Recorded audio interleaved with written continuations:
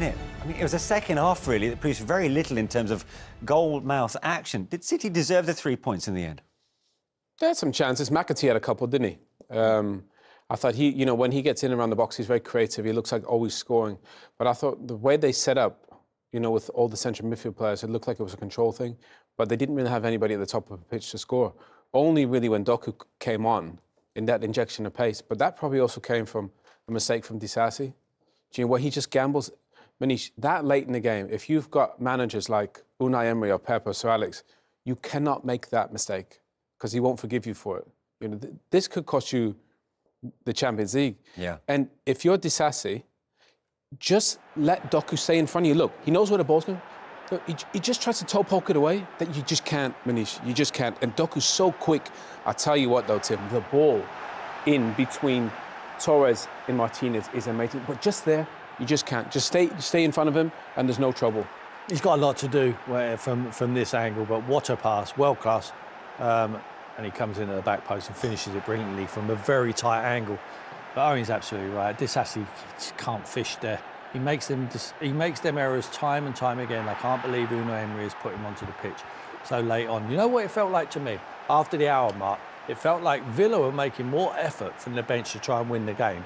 And Pep was quite happy with his lot. It looked like, I've looked at the fixtures coming up for us. We will do enough, but we just cannot get beat here by Aston Villa. That's the way it looked to me. And that's an extra bonus. That's why you're seeing that reaction from the big man. Unai Emery very rarely gets it wrong, right? From the sidelines. I don't think he's made... I mean, I can count on... What's he been there, 2 years now? I can count on one hand the amount of mistakes he's actually made. And it's easy sitting here and pinpointing them. But as soon as this actually come on, I just felt it was not the correct decision. I thought Matheus was doing nothing wrong. I felt like a cope because they were playing very narrow. All of a sudden, I'm thinking, well, Pep's got to react now. Yeah. He's got to bring on Doku. Doku changed the game from at Everton. We saw that at the weekend.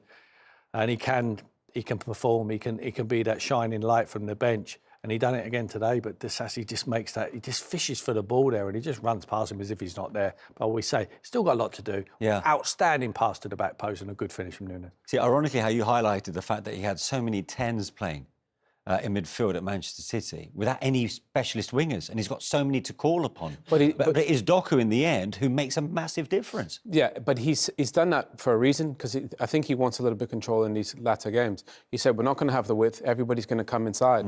So I can kind of understand it, but actually, pace kills. You watch every game. You get a kid as quick as Doku, just see you later. Obviously, Disasi's got to make the mistake, but that ball, outside of the right, past Konza, past Torres, couldn't Martinez maybe gamble and come off his line? Because if you know Doku's going to set up with the outside right, he's not shooting, so you can see it, and maybe can you come off your line? But that's what football does to everyone. You get the highs and the lows. But what a finish to the game. Right, let's get some post-match reaction from the Manchester City dressing room. Here's goalkeeper Stefan Ortega. Stefan, how important is that win? Massive, because the situation on the table right now, or before the game, was really tight. It's still really tight. So it was really important to get the 3 points to go on 4 points now, I think, ahead of Aston Villa. And even the game in general, I think we fully deserved the win today. Even the last-minute winner, with the atmosphere today, with the way we played today, with the energy we had, I think we fully deserved the win. How good was it for Matheus Nunes to get his moment as well? Because he's played the majority of the season at right back. It's not his natural position, but he always gives it his all, and that was a brilliant moment for him. Yeah, of course. He's an unbelievable player, like everyone in the squad here. And especially this season, a few players playing on positions where they're not used to, but it seems to be like they really enjoy it. Like Nico Riley, for example, left back, he played today again, so good. It's a tough opponent. They have so brilliant patterns, and they defended well. A lot of quality up front, so it wasn't easy. But I was happy for Matheus that he scored the goal at the end. What was your view of the penalty incident as well that was given for Aston Villa? Your manager was very upset. He was booked for complaining about the decision. What was your view? The same, to be fair, because they told us before, if it's a 50-50 situation, the VAR shouldn't intervene. and it was like a 50-50 penalty for me. There was a touch, but it was not on purpose to, to foul the player there. Even Ruben tried to get out of his way, and then like sometimes it happens because it's so quick. The players are so quick.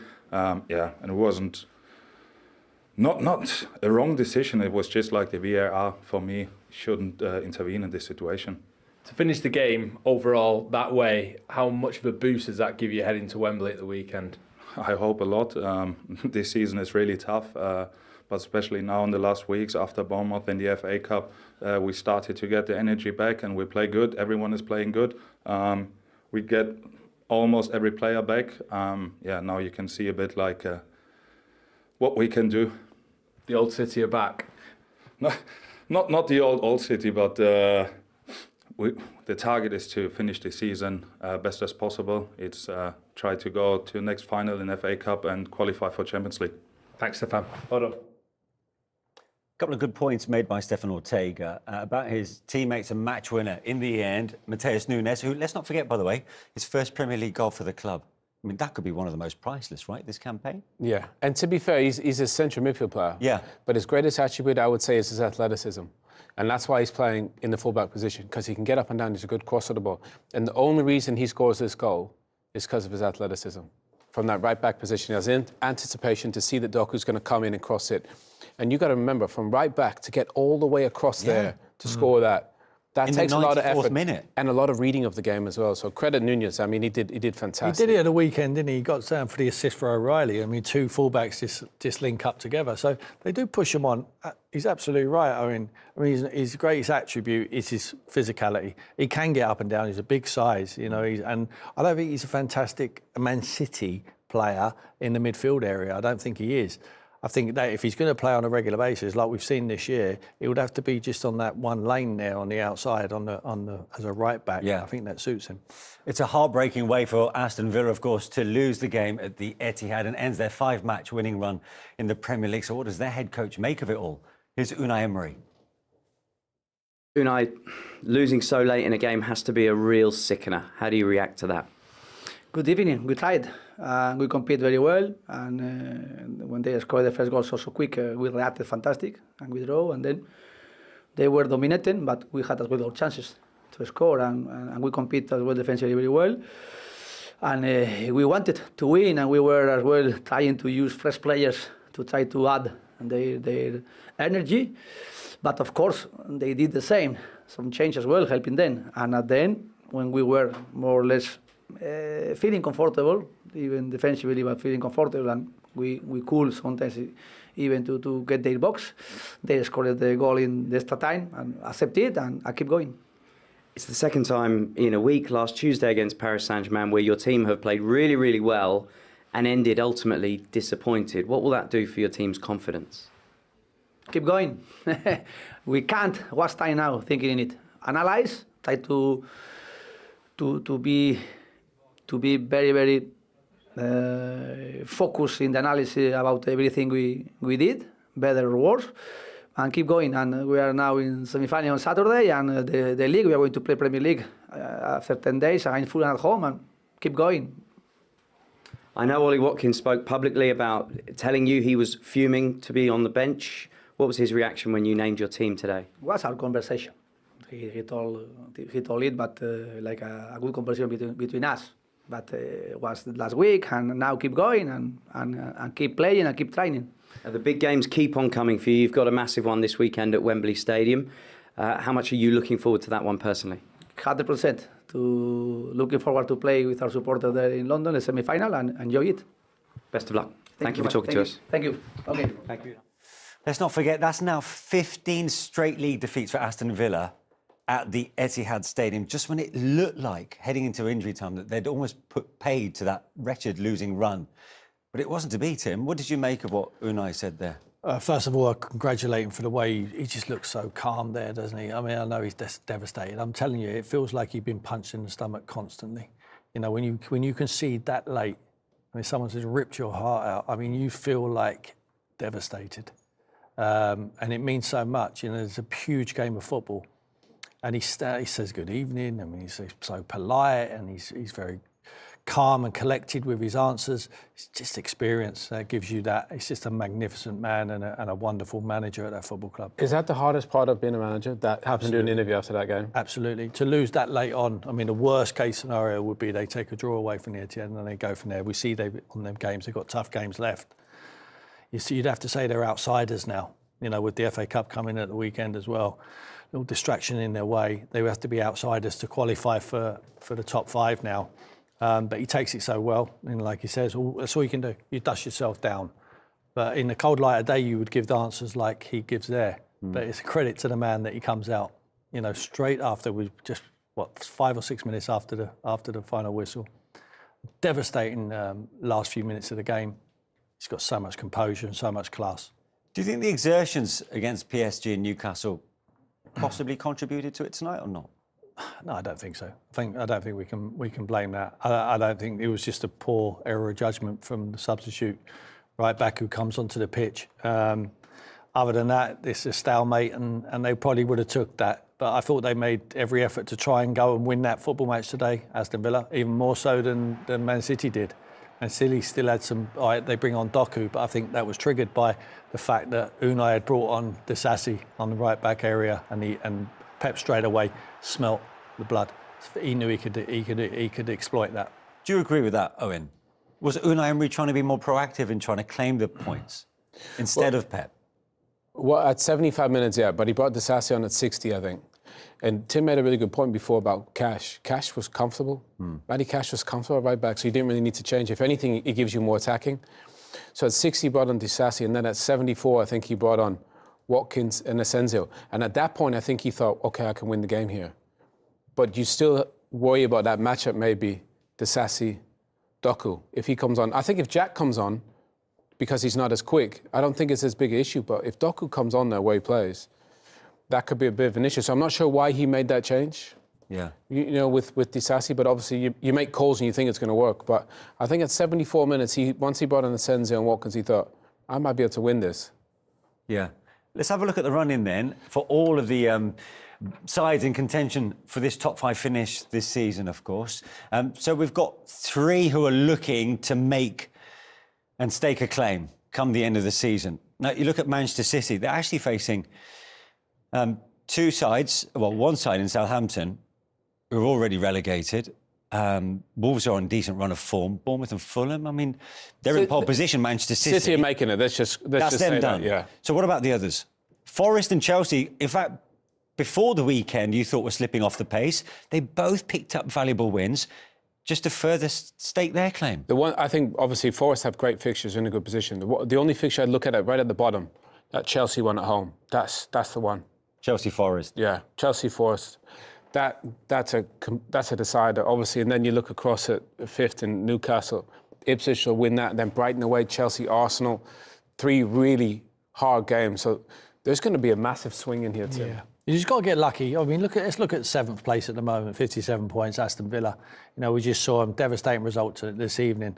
Home to Fulham, you'd expect them to win that. Bournemouth could be anything, could be pushing for Europa League.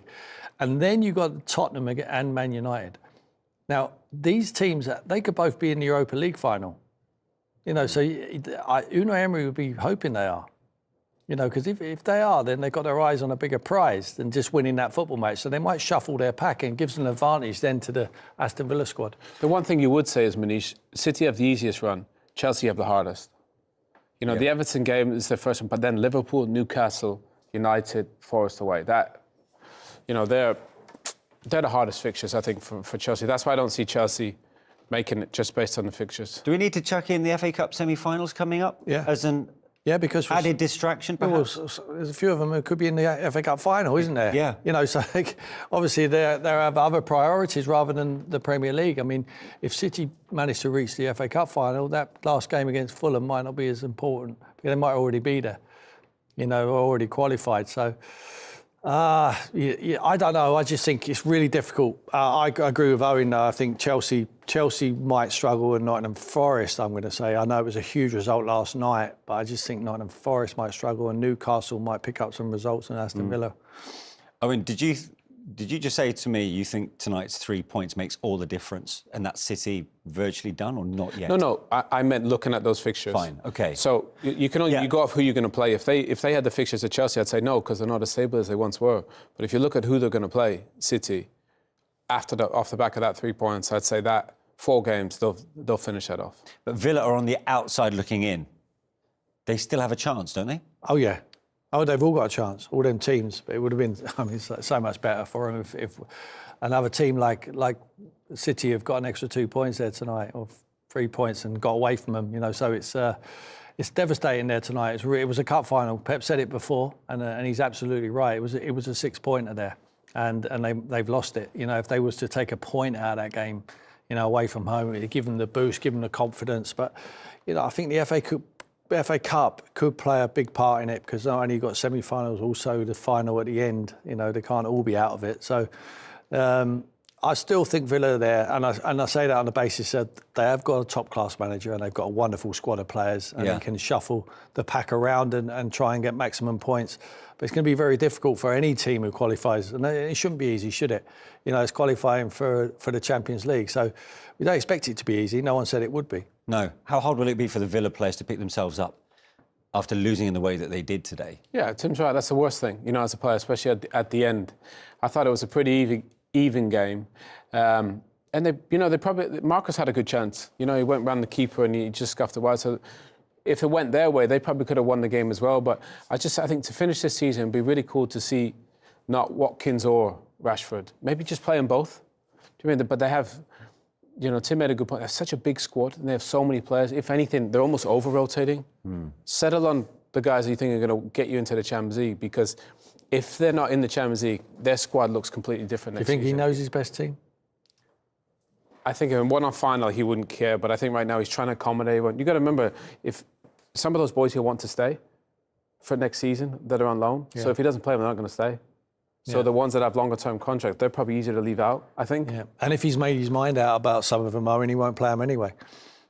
Say if he doesn't want Incensio next year, say if he doesn't want Marcus Rashford, he'll probably put Ollie Watkins back in. But then I think he will be showing his hand on who he values to stay at the football club for next season. But financially, they won't be able to keep him, will they, if they don't get in? They don't get a Champions League. He can't afford to pay 40 million for Marcus Rashford, plus his wages, which are astronomical. Incensio will be the same money, won't he? Yeah. I know he's 29, but he'll be 30 million. So if they get into the Champions League, he can probably make those two permanent. Well, let me turn that question to you then. Do you think he knows his strongest 11? I think he does I think horses for courses with him. I think he looks at the opposition and decides which players to play. But I think he's got so many good players, and there's a lot of them are quite even quality, different types of players with different qualities. So I think he's so astute, and I think he uses the analysis guys so much that he looks at the opposition. I just think tonight, with that big decision, I think he took his eye off it. He took his eye off their bench, because it was like playing chess. As soon as he goes Disassi, Pep goes Doku, checkmate, game over. Does Unai Emery also have an issue to address with Ollie Watkins, who was fuming to have only played 20 minutes against PSG, but was overlooked to start today in what was a huge game, particularly after such a great game against Newcastle? Thing is, they need everybody. You know, they need Marcus Rashford. They've proven that. They need Ollie Watkins fine. They've got 4 games left. They just got to get over the line. Because if they don't get over the line, then they're not playing Champions League. Everybody's future looks different. So they got to get on board. Obviously, Ollie has every right to be upset. But the best thing you can do is play like he did against Newcastle. Finish the job, score goals, get him to the top 4. If you're not happy, go play somewhere else. You know, I think at 29. But that squad should be in the Champions League. Yeah. You'd expect Unai perhaps marking Ollie as a starter for the Cup semi-final at the weekend. Is that why? It's really difficult to second-guess how Unai Emery thinks about it. I would have felt he would have been certain to start tonight. Ollie Watkins, after what he'd done against Newcastle. Newcastle were flying. And he plays at home and he scores a goal and he hits a couple off the crossbar. He caused them all sorts of problems, created chances for his teammates. And all of a sudden he turns up at the Etihad tonight and he's sitting on the bench. Yeah. So you can't really second guess the man. But he will look at the opposition, he'll make a decision based on that. But and like I say, I said it from the start, you have to trust this man. Doesn't make too many mistakes. Would you have dropped Ollie for what he said? No, forget that. I don't think he's worried about what he said. No. I think he's genuinely just picked a team there on the basis of that is the best team to win this football match. And does tonight remind us that there are still plenty of twists and turns left in this race to finish in the top 5? Well, we thought it'd be a title race at the top. We thought it'd be a relegation race. Yeah. It's a Champions League race. Yeah. You know, that's the most the fascinating consequences one. of missing out are just huge. No, you can't take your eyes off it. It's going to be right to the end, right to the last day of the season. It's going to be fascinating. We were just saying before we started recording this interview, that goal for you came just at the right time. Yes, it came. It was very important. I mean, this was a very tough game, a very tough opponent, and we came with the mentality that we needed to win this game, and that's what happened. First Premier League goal as well. You saved it until the 94th minute. I mean, that's what I said. It's a perfect timing. I could come in a better time. Just what does this do for the remaining games that you have left in what you're trying to achieve? You talk about them being cup finals, such a grandstand finish to what was such a tense match. Well, obviously they're on the run with us to this top 5, and because of it, it was a special game to get the 3 points. But obviously, still 4 games to go, correct? And all of them will be massively important. So we keep on going, but obviously. Really important today to get the 3 points, yeah. But you're putting that distance, aren't you, against a direct competitor for what you want to achieve, which is Champions League football next season. Yeah, of course, and we know how tight it is and how tight it's going to be until the end. So today was I don't know how important it was. I can't quantify it, and it's a massive step for us. It's one of those, when you say quantify, it's one of those, isn't Matheus, that you quantify, you come at the end of the season and look back and see just how huge this win could be. I mean, we're going to see in the end of the season how big this win is going to be. But I think every 3 points now until the end of the season is going to be very important. I mean, we're going to go for every game trying to get the 3 points. And when I spoke to you yesterday, Ruben, we had quite a conversation. Kind of went deep on some levels, but you talked about emotional availability. We won't go there again. But you talked about, you know, in the bad times, the behaviour and the reaction to some players and how you've kind of aligned together again, accepted the position that you're in, and you're ready to go for this finish. I mean, this means everything to us. We know exactly in which circumstances we are, and these top 4, top 5 means everything to us. So this is our Premier League this season. This is our main trophy. Of course, we still have the FA Cup. We're still going to have the Club World Cup, but this right now, it means everything to us. And you do have the FA Cup, and it's coming up on the horizon this weekend. Yeah, and we're going to try to win as well. Of course, we want to lift the trophy. It's a very important game for us to try to win the semi-final and then go for the final. So yeah, hopefully we'll do. Last question. You enjoyed the noise. You enjoyed the celebrations inside the Etihad. It was something else, wasn't it? Yeah, it was amazing. Well, it's one of them. I think I wouldn't rather to win it any other way. Brilliant stuff. Well done tonight. Thank you. Thank you. Thank you. Cheers, guys. It is a great way to win a game with a late winner in that game, and particularly for Matheus Nunes with his first Premier League goal for the club, to come at such a crucial moment in such a crucial race, because as they outlined there, this season their trophy is finishing inside the top 5. It is, and of course they've got the FA Cup to come as well. Big semi-final at the weekend. You know, obviously we're talking about De Bruyne before the show. They'll give him a send-off, probably get their hands on the FA Cup and finish in Champions League football. But yeah, it's a massive goal for Nunes, you say rightly so, in the last minute. That's your right back popping up in the box as well, but like O'Reilly at Everton at the weekend, both full backs popping in with very important goals for the football club. And again, when they talk about the race for the top 5, it's such a huge 3 points. Aston Villa, only Southampton have conceded more goals in added time than Villa. In terms of the way that they played, in terms of their defending, was it injury time style defending? Oh, listen, they'll be kicking themselves. It's a big moment for City, but for Villa, the 2 goals they gave away, brilliant play by Doku, and I'll tell you what, it's not an easy finish. You talk about this team over the years, finding a way to win football matches.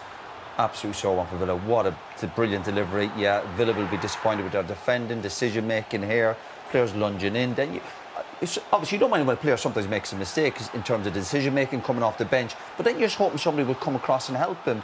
And they just don't quite do enough. If you look Konza here, he doesn't make himself bigger. Absolutely brilliant delivery, sleeping on the back post. But not an easy finish, but a huge goal for Man City. Absolute huge. A huge goal that takes them into 3rd place in the table. And yes, they've played a game more than the teams around them. So too have Aston Villa, and they're in 7th place as things stand, level on points with Chelsea and 2 points behind Newcastle, who are now in that 5th spot. It's starting to open up a little bit of a gap between 3rd and 7th, and particularly with that 1 game extra played for Villa. How big an impact will that defeat have on them, do you think? Well, time will tell. Of course, they got the FA Cup themselves at the weekend to play, and can they bounce back? Me and Roy were looking off there. The fixtures, they've got relatively fixtures that we think that they could probably get maybe maximum points from. Bournemouth away maybe is one of the trickier ones, but in general, I still think they're very much in the race. There's no doubt about that. I think we mentioned the squad that Aston Villa have, the players off the bench tonight as well. They've got a very, very strong squad, and the likes of Newcastle and Nottingham Forest have still got quite a bit of work to do to make the top 5. I think Newcastle are home to Ipswich next, so they'll look at that as a big chance of getting 3 points. Problem though for Villa, and obviously they're running out of games, and the goal difference is a big problem for them. That's why I think it's such a setback tonight. The type of goals they gave away. You look at the manager and talk about them being well organised, but you saw that stat, as you said, giving up late goals. You know, that'll be costly at the end of the season for them, I think, for the Champions League. I mean, you say that they're running out of games, and they've had the game against their Champions League rival, which is, or can almost feel like a bonus victory, can't it? And there's lots of teams in that race for Champions League football who are meeting each other between now and the end of the season. That game between Nottingham Forest and Chelsea on the last day of the season might prove to be crucial, or it might be done and dusted by that. Chelsea have got Newcastle as well. There's big games. Yeah, there'll be 1 or 2 twists, but from Villa's point of view tonight, when you get yourself in the position where you've got a draw and you think you're not capable of going to win the game, don't lose it. Don't lose it. Keep that momentum into the season. It keeps City a bit near you. The draw, momentum, the feel-good factor. Players know a big and a bad result. You've seen the reaction of Man City tonight, and you've seen the reaction of the Villa and the Villa manager, the players. They know what a big moment that was. Last kick of the game. It feels every match day this swings hugely in terms of the percentages, and it feels as though even just in terms of the feel, it swings massively. Obviously, City now with a 95.1% chance of finishing inside the top 5. Villa down at 17.3%. Does that look about right to you? I mean, it could all change. What that can't bring into the equation is the human factor and how other games going on and where the players are in their heads. A normal computer? I would say super. When you're dealing with 5 teams in 5 games remaining, I'm going to say a super. Well, I do think for the teams around in the challenge, I think City will definitely qualify for the Champions League. I'll say that, but my neck on the line now, especially after such a late goal. So I think that's a good thing for a few of the teams. Aston Villa probably got the most ground to make up, but then I look at the fixtures that Aston Villa, and I fancy them to won a lot of them fixtures. You know, Newcastle's second last game's Arsenal away. That's a tough fixture. You hope they might still be in Champions League and be distracted by that, perhaps. So there's all ifs and buts, and maybe even Ipswich at home. You think, oh, it's an easy game, but you just never know when a team's more or less relegated. The pressure's off. There's all sorts of permutations, but it's a great race, isn't it? It's a great race. That's what makes it a great race. The fact that it is so difficult to predict and that it's changing all the time. We'll reflect on that again very shortly, but let's get some more Aston Villa reaction now. Youri Tielemans is with Juliet Farrington. Youri, in a matter of seconds, it just changes, doesn't it? You could see the reaction amongst the Villa supporters, amongst the bench in front of me, in front of Unai Emery. That's pretty crushing, wasn't it? Yeah, it was. It's so frustrating to lose last minute of the game, where we fought really hard. We blocked pretty much everything other than their goal, their first one. And then, to lose like that on that last action was so frustrating. It's those moments, isn't it? It could have gone off to such a perfect start with Marcus, 17 seconds into the game. Obviously, he gets you back level with the penalty. But it's those moments that change, and then right at the very end. Yeah, well, we get the first chance, they get the last one, they score, we don't. That's football, you know. Like I said, it's just really frustrating. But you're still in it. It's still so intense. There's still so much to fight for, isn't there? And there's still these places that are up for grabs, which is what you want to achieve. Yeah, for sure. I mean, we've got 4 games in the Premier League left, so we're just going to give our all, hopefully get a good result in and be back where we want to be, and hopefully be in the Champions League positions. But we just like I said, disappointed for tonight, and we just have to analyse and see where we can be better. Analyse and then pick yourself up, you know, to go into the FA Cup, and that's something else you're trying to win this season as well. Yeah, definitely. Saturday we've got the semi-final, which we hopefully can win, and then we'll see from there. But we we're now full focus on that. But yeah, we're gonna be having a tough night and then focus on that. Recover well, go well this weekend. Thank you. Thank you. Thank you. And the players will say, we need to recover from this, we need to focus again on the remaining fixtures, the FA Cup semi-final, the 4 remaining Premier League fixtures. But how hard is that to do? Well, it might be helped that now they can go into the FA Cup and just step back from the league. And we mentioned before the game about your big players turning up. That was a big mistake from their experienced goalkeeper as well. You don't need that at this stage of the season. You're thinking maybe 1 or 2 of the young players might come up short.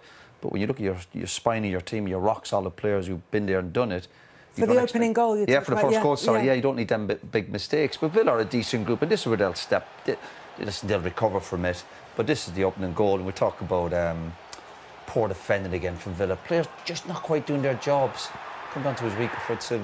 Shay has mentioned the goalkeeper. Good movement from Man City. Would do what they normally do, dominate possession. Didn't probably have a real cutting edge, but they created them 1 or 2 moments, 1v1s. In a tight game, you have to be able to go past somebody. We saw that for both goals. Keeper's got to save it. A keeper of his experience has to save it. Even with the slight deflection? Yeah, there's a bit of luck involved as well. It comes off Conce's ankle, and I think that takes Onana out of the game here. Look, it could go anywhere. But yeah, there's no getting away from it. Emery Martinez will look at that and go, that's a save that I would expect to make. We do think it's an OG because he parries it onto his left foot and then he more or less kicks it into the goal. I think he should parry it out this way towards the camera for a throw-in or something. It's poor goalkeeping error. But again, first goals are so important in a tight game like this. It is Bernardo Silva's goal. Okay. I keep trying to give it to Martinez. You do keep trying to give it to him, but it is Bernardo Silva's goal. No, there's a penalty here, and there will be a sense of vindication from Manchester City's point of view that they get the winner in this game because they were not happy with the award of this penalty. What did you think? Well, we've watched it a few times. I know they'll argue that he got a touch in it, but he still takes him out. To me, I keep looking at it, and to me, I feel it's a penalty. Pep, of course, now they'll move on because they've won the game. There would have been a bit more controversy if they ended up a draw. But the players are looking at the screen here. That picture, is really funny because Tielemans, it's been shown on the big screen, and Tielemans points up and goes, "There's a foul." And Diaz is the opposite reaction. He goes, "Not a foul." So I think it's the right decision. Yeah, not given on the pitch, but VAR sent Craig Pawson to go and have a look at it. And then Marcus Rashford, with a big moment in his Villa career, a former Manchester United player, on loan Manchester United player, coming up against Manchester City. But Pep Guardiola still furious and got himself booked for his protests. In terms of Marcus Rashford's chances, this one, the first of them, came after just 17 seconds. How involved was he in this game? Yeah, he was a threat tonight. This has been unlucky, but I thought we might see it. He had a really big chance in the second half. But he's a threat. When there's grass behind Marcus, he's as good as any player. When he's running in behind, there's moments here we think a better touch, decision making. I still think areas he can improve on. But when he's making runs of that and he's getting that service, you ask to the defenders, Marcus is a nightmare to play against. And he's got that hunger and desire to run into it. Now I look at this chance. I'm certainly not no striker, but when I see him making that run again, fantastic, almost impossible to stop. I'm thinking, could he shoot there? Could he just hit it first time? I'm sure more strikers probably say, yeah, he goes around him, but it's a tougher angle. But look at his movement here, a little layoff. And it's almost impossible to stop. Once he's got grass in front of him, he's impossible to play against. And is he a little bit unlucky? I think he should maybe hit it first time. And again, another huge moment in the game. Yeah, and there was a lot of pressure on him coming into this game because there was all the noise around Ollie Watkins and the fact that he was on the bench. Marcus Rashford preferred to him in the starting 11. And whether or not that was justified the conversations, they were going on anyway, and then he comes up against Manchester City and has to take a penalty. Yeah, I mean, he played well. Them chances that Roy's just shown, he played really well. I mean, a bit of luck in the first minute, it hits the post and goes in. And I think Roy's on the right in that, right? So Stefan Ortega's come out, he's a wee bit in no man's land. If he comes on to it, hits the first time, he's got a great chance of scoring. When he takes that big touch, he narrows down his angle then, so it's a more difficult chance. But, games swing on goals, don't they? And if Villa gets their noses in front. So I think the last minutes games winning belongs Liverpool, especially how many times with Jurgen in the last minute scores, Arsenal as well with Mikel. We are not used to. So I'm really, really happy, for the goal that we scored at the end because we are in the last 4 or 5 games and with a Champions League contender, qualification like is. You have. It's what keeps you going.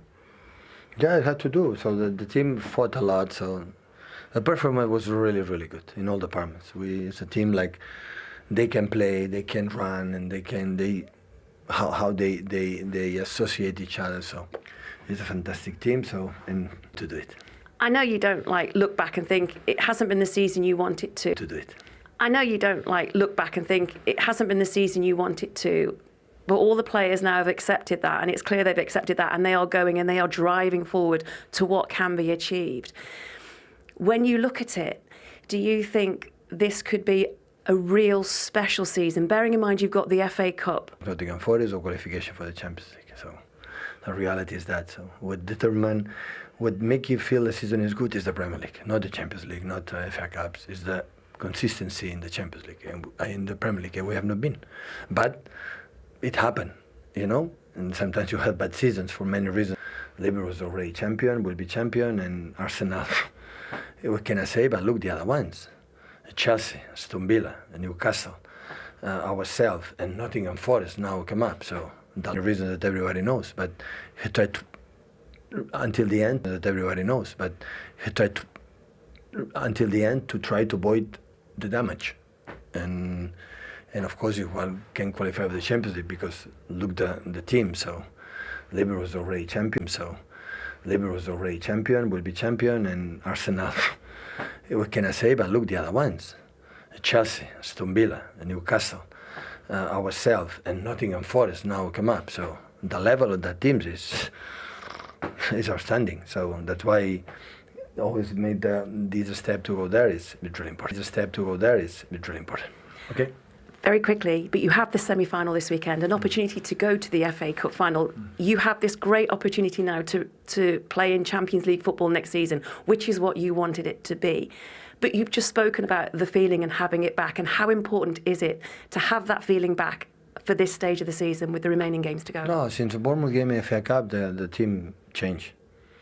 We can play good. In Old Trafford, for example, we don't play good. In the game against Everton, Wilson Park, we didn't play good. But we fought, we were there, we tried to win duels, and that is the principle. In this season, we didn't have that. We didn't have the energy for many reasons, for... Smiling, Pep. Enjoy the weekend. Yeah, I will. He was just about smiling. He certainly wasn't smiling as much as he was at this point, which is when that goal went in. Manchester City's latest winner at home in the Premier League since November 2022. It came on 93 minutes and 21 seconds. Incidentally, for comparison, Sergio Aguero's winning goal that won feeling very often at Manchester City. Only two teams have scored more goals than Manchester City this season in added time. So he's used to that feeling, but maybe not that kind of tension in terms of what he's trying to achieve and that sense of relief. Yeah, I think so. And I think the standards they've set over the last 3 or 4 years, and they've just come off it. I think he's been really harsh on his team there.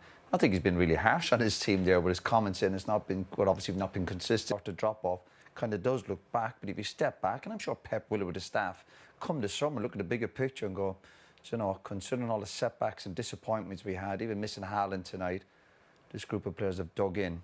For all their qualities, you've got to dig into the professional footballer, and they've done that again tonight. I'm not saying they were brilliant to watch or creating loads of chances, but they found that bit of will and that spirit and somebody off the bench to create something. It shows a good mentality from their subs. I thought probably Villa's subs lacked that when they came on. I don't think they gave them any sort of impetus. So that's why I would give all the credit to City tonight. Yeah, it's been unusual for Villa not to get any kind of momentum from their subs. That's something that's worked for them so far this season. As for Manchester City, can both things be true for City, Shay? The fact that it has been overall a disappointing season, but from where City have been at times this season, that to qualify for the Champions League and win the FA Cup can make it to bring a degree of success. Yeah, it's kind of like the perfect storm, as Roy mentions the injuries and they're 4 times Premier League champions in a row. At some point they're going to drop off. They're going to be a bit of a dip. The team will need rebuilding. Of course, Pep will have to do that over the summer as well. But they're third in the Premier League. It's not like a crisis. They're sitting halfway down the table. They're in an FA Cup semi-final at the weekend. Again, the likes of De Bruyne will leave in the summer, and I'm sure he'll want to leave with his hands on one, the final trophy. But it's not been a disaster. I mean, Pep has not always looked at his happiest this season. I mean, that celebration was the most I've seen him celebrate probably ever, But again, it shows how much he still loves the game. He's emotionally involved with the football club, and I'm sure he does want to be part of the rebuild and bring the good times back. Not that it's that barren at the minute, but you understand what I mean. Bring the Premier League title back to this football club. But yeah, there's been a lot of key players missing, and he mentions Rodri. It's such a long time ago now, but he's the Ballon d'Or winner. Like he's a top player, missing all season. But you know, it's Liverpool's time this year, and City, I'm sure, will bounce back next season.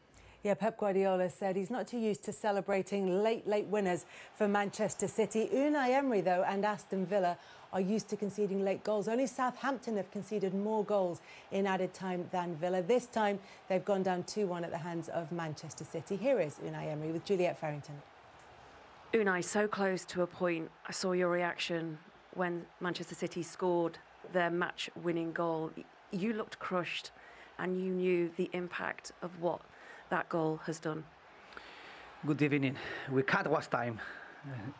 We lost the last minute this match, but we compete well. We were close to draw. We were trying to win the match as well with the players I chose, trying to get good impact. But of course they did the same, and they scored, and we didn't score. And overall in 90 minutes, of course, they dominated more, but we played very good competitive match, and we had our chances as well. We had to accept it, take a lot of positive things. Now is moment to try to be positive. Everything we are doing, I am going to analyze the match, try to get a lot of information through it, but use positive things for Saturday in semi-final and try to separate now each competition. We are going to play against Fulham in 10 days. Now we are trying to focus quick and positive the match on Saturday. It is a very quick turnaround. Talk to me about the positives then. What did you take from this tonight that you can take into your remaining fixtures? We analyze, and of course everything we did before as well.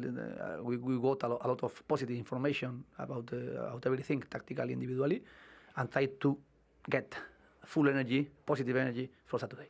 What have you said to the players at full time? The same. And I am sending here the message is be positive, try to accept it, and we can't waste time now. We have to keep going and be positive and prepare the match for Saturday. You've been in football so long, you know it's all about moments. You had those moments 17 seconds in with Marcus, could have scored, hit the post, and obviously they go and win with probably the last moment of the game.